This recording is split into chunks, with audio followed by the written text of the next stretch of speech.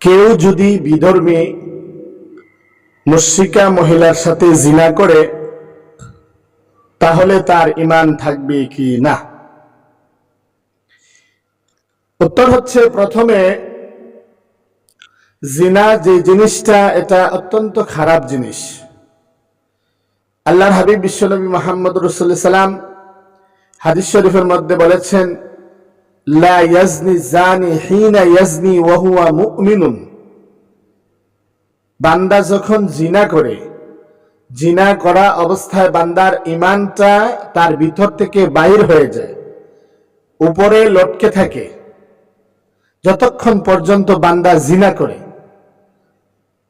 আর বান্দা যখন জিনা থেকে ফারিগ হয়ে যায়, শেষ করে জিনা করা, তারপরে তার ঈমানটা তার ভিতরে ঢুকে। এখন চিন্তা করে দেখেন জিনা কত বড় মারাত্মক এক জিনিস। তবে জিনা করাটা ফাসিকি, আল্লাহ রাব্বুল আলামিনের অবাধ্যতা, অত্যন্ত খারাপ জিনিস। এ কারণে খারিজ আনিল ঈমান বা ঈমান থেকে বহিষ্কার হয়ে যাবে না, কাফির হয়ে যাবে না। এখন প্রশ্ন হচ্ছে, কেউ যদি মুশরিকা কাফেরা মহিলার সাথে জিনা করে তার হুকুম কি? কেউ যদি মুশরিকা বা কাফেরা মহিলার সাথে জিনা করে, এটা একটা মারাত্মক জিনিস। প্রথমত আল্লাহ রাব্বুল আলামিন মুশরিকা মহিলাদের কি বিবাহ করাটাই জায়েজ রাখেন নাই। লা তানকিহুল মুশরিকাতি হাত্তা ইউমিননা। তোমরা মুশরিকা মহিলাদেরকে বিবাহ করবা না যতক্ষণ পর্যন্ত তারা ঈমান আনবে না।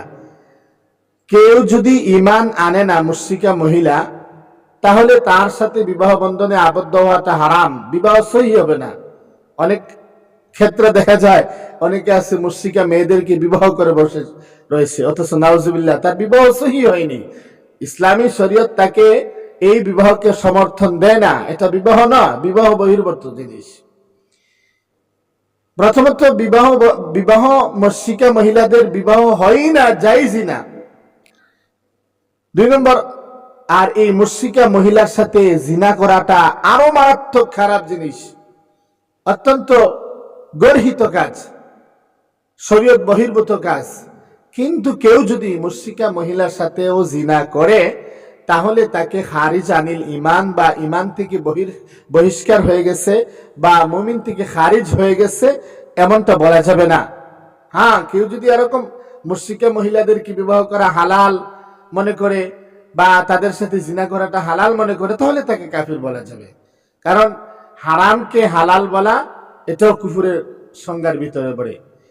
কেউ যদি এটা হারাম মনে করেই করে, যে জিনিসটা হারাম, এরপরে নফসের খায়েশাতের ভিতরে পড়ে করে ফেলে, তাহলে তাকে খারিজ আনিল ঈমান বলা যাবে না, ঈমান থেকে সে খারিজ হয়ে গেছে এমনটা বলা যাবে না।